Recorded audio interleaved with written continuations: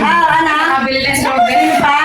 Yan, yun na, yun na. Yan. Kung wala ito yan, yan ditong puk mo. Ate Chico, ate Chico, mamaya pa.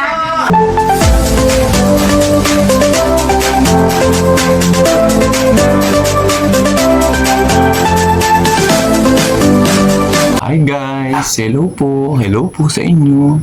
Bago po yung intro, wala na pong maisip na intro. Gandang buhay po sa ating lahat. Kumusta na po ang inyong paghahalaman? Bagong gising po ako. Kanina ko po ang garden. Okay naman po. Wala naman po nang masyadong damo. Ilan-ilan na po. Hindi ko na po muna pagbubunutin. Kaya ako muna po magsilaki at baka sabihin naman po po ang napapagtripang alsin. Kumusta na po ang inyong mga halaman? Kayo po'y nag-enjoy pa? Baka po kayo sumuko na. Huwag po. At talaga pong ang halaman sa nakakapagpasaya ng ating buhay. Kaya po tuloy-tuloy lang po tayo.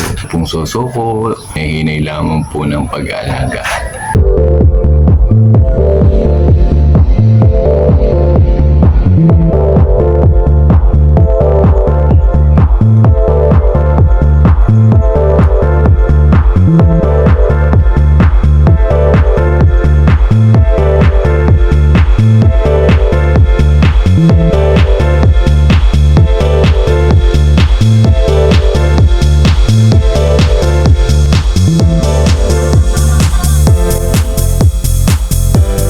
Today's video po ay hindi na po muna tayo magwawalis-walis, hindi na po muna tayo mag-aalis po ng mga damo-damo. Ang gagawin po natin ay naisip ako naman pong i-rearrange po yung aking mga halaman. Gusto ko po silang pagsamasamahin. Samasamahin ayon po sa kanilang IDO, ayon po sa kanilang klaseng halaman. At nang maiba naman po sa paningin, pero doon pa rin naman po sa kaniyang tayo. Ang iaayos ko lang naman po ay yung pong medyo hindi po maganda ang pagkaka-arrange at akin pong palagay ko po ay mas mapapaganda ko po kung i-rearrange, babaguhin. Kaya tinanaraan po natin kung okay din po ang aking gagawin.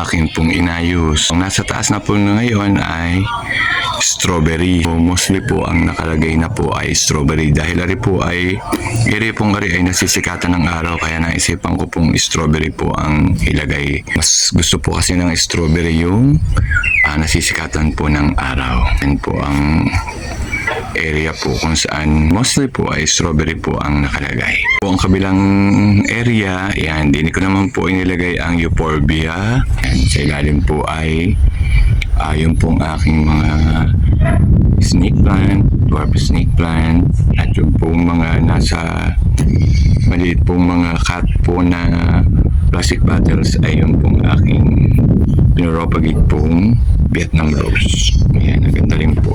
So, yan po ang kanilang bagong arrangement.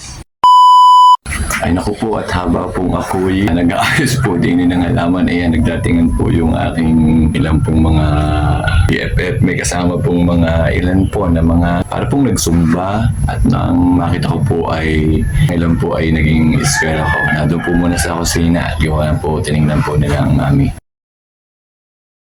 Ito po ang ating bisita sa panguna po ni Ma'am Del Mundo, isa po sa aking pinaka-special ding BFF. Sila po yung nag-exercise sa paglalakad tapos din po tumuloy sa garden. Ngayon po ay bumisita kasama po yung kanyang mga kagrupo na eskwela ko rin po yung iba. Mga naging eskwela ko po nung time po na nagtuturo pa po ako. At yung iba po naman kasama ni Ma'am Del Mundo ay kasama po niya sa may tawag din po sa kanyang grupo. Hindi ko lang po alam. Niyaya po ni Ma'am Del Mundo na pumunta po din sa aking simpleng garden para nga po naman makita at may kasama rin po siyang mahilig din po bumili ng halaman. Mahilig sa mga halaman kaya po titingin-tingin ng pwede pong bilhin. Yung cactus. Pagka 50 na lang. Yan yung nabulaklak. Ito ang yung nabulaklak itong mga nasa mga colorful Nabulaklak yan, nakapagpabulaklak na ako. Natingin po sila nung aking cactus. Sabi ko po sa kanila ay ang cactus po ay nabulaklak at nakapagpabulaklak na ako. Kaya po, tuwan-tuwa rin po sila sa aking cactus at saka po yung konti lang pong succulent.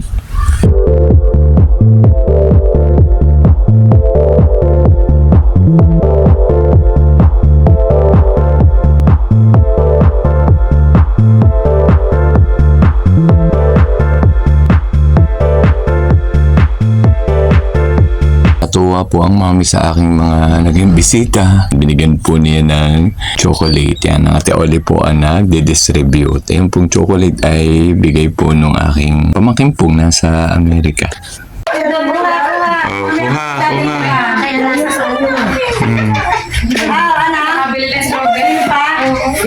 Yan.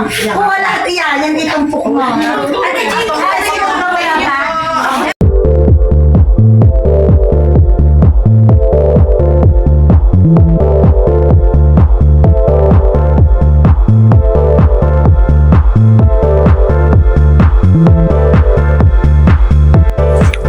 Teori, babay na. Pasyal ulit kayo pagka kayo nagka-time ha. Balik ulit kayo. Namaalam na po sila kaya mikot na po ulit ako din eh. Nagsalis na po. Awa naman po ng Diyos ay may bumili po ng halaman. Natuwa din pong bumili at sabi po ay babalik din daw po ulit siya. Kaya sana nga po bumalik. Mahilig din po sa halaman. Natuwa ang tao talaga pagka natuwa sa halaman. Una nga din po ako talaga pong naghahanap po talaga ako ng halamang magugustuhan kong bilhin. May mga paborito po talaga din akong halaman. Medyo din na po uling magluto. Nakapagpaalam na po sila. Nakaalis na po. Natuwa naman po ako at nagustuhan din naman po nila ang aking simpleng garden. Kahit pumaliit lang po ang space, aliw-aliw po din sila. So, time na po para magluto naman po ako. Yun po ang aking routine sa araw-araw. Pagka nakapag-garden, okay na ang garden. Next na po ay luto-luto. Sabay na po. Salamat po.